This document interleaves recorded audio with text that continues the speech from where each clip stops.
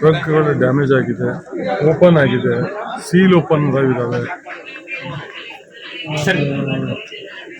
ಹಾಗಾಗಿ ನಾವು high court direction ತಗೊಂಡು ಮತ ಎಣಿಕೆ ಮಾಡಿ ಮತ್ತೊಂದು ಡೈರೆಕ್ಷನ್ ತಗೊಂಡು ಈ ವಾಸ್ತವಾಂಶದ ವರದಿನ ನ್ಯಾಯಾಲಯಕ್ಕೆ ಸೇರಿಸಿ ನ್ಯಾಯಾಲಯದ ನ್ಯಾಯಾಧೀಶ ಅಭಿಪ್ರಾಯ ತಗೊಂಡು ಎಣಿಕೆ ಮಾಡಿ ಅನ್ನೋ ಒಂದು ಅಬ್ಜೆಕ್ಷನ್ ನಾವು ಮಾಡಿದ್ವಿ. ಅದನ್ನು ರೈಟಿಂಗಲ್ಲಿ ಬರ್ಸಿದ್ದೀವಿ. ಮೇಲ್ನೋಟಕ್ಕೆ ಟ್ಯಾಂಪರ್ ಆದಂಗೆ ಕಾಣ್ತದೆ. ಸರ್, ಎಷ್ಟು ಬಾಕ್ಸುಗಳಾಗಿರ್ಬೋದು? ಸುಮಾರು 2 ಮೇಜರಾಗಿ ಡ್ಯಾಮೇಜ್ ಆಗಿದೆ. ಭಾಳ ನಮ್ಮ ಲಾಕ್ ಒಂದು 6-7 ಬಾಕ್ಸು ಲಾಕೆ ಓಪನ್ ಮಾಡಿದ್ದಾವೆ. ಸೀಲ್ಗಳಿಲ್ಲ ಕೆಲವುಗಳಲ್ಲಿ. ಲಾಕ್ ಓಪನ್ ಇತ್ತು ಸರ್? ಹೌದು. ಸೀಲ್ ಇತ್ತು ಸರ್? ಸ್ಟ್ರಾಂಗ್ ರೂಮ್ ಲಾಕ್ ಆಗಿತ್ತು, ಸೀಲ್ ಆಗಿತ್ತು.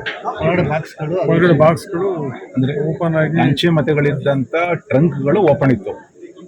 ಅದು ಯಾವುದು ನಮಗೆ ನೋಡೋಕ್ಕಾಗಲಿಲ್ಲ. ಬಟ್ ಸುಮಾರು ಟ್ರಂಕ್ಗಳು ಓಪನ್ ಇದೆ. ಈಗ ತಂದಿದ್ದಾರಲ್ಲ ಸರ್, 7 ಟ್ರಂಕ್ಗಳು ತಂದಿದ್ದಾರೆ.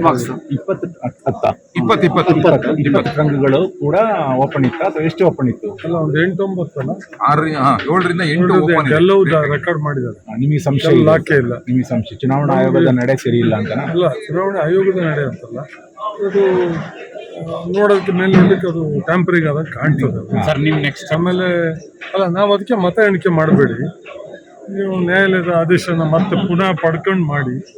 ಈ ರೀತಿ ಇದ್ದಾಗ ಮಾಡೋದು ಸರಿ ಅಲ್ಲ ಅಂತೇಳಿ ನಾವು ಚುನಾವಣಾ ಅಧಿಕಾರಿಗಳಿಗೆ, ಜಿಲ್ಲಾಧಿಕಾರಿಗಳಿಗೆ, ರಿಟರ್ನಿಂಗ್ ಆಫೀಸರ್ಗಳಿಗೆ ನಾವು ಮನವಿ ಮಾಡಿದ್ವಿ. ಮತ್ತು ನಾವು ರೈಟಿಂಗಲ್ಲಿ ಅಬ್ಜೆಕ್ಷನ್ ಕೊಟ್ಟಿದ್ವಿ.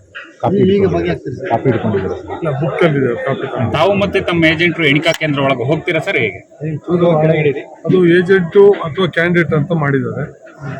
ಅದು ನೋಡ್ಬೇಕು ಹೇಗೆ ಏನು ಮಾಡ್ತಾರೆ ನೋಡಿ. ನಮಗೆ ಅವರು ಏಜೆಂಟು ಅಥವಾ ಕ್ಯಾಂಡಿಡೇಟ್ ಅಂತ ಹೇಳಿದ್ದಾರೆ.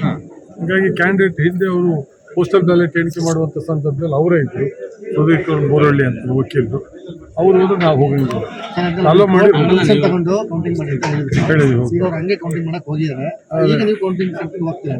ಅಲ್ಲ, ಅವರು ಚುನಾವಣಾ ಏಜೆಂಟ್ ಹೋಗ್ತಾರೆ, ಇಬ್ಬರನ್ನೂ ಬಿಡ್ತಾ ಇಲ್ಲ. ಸರಿ.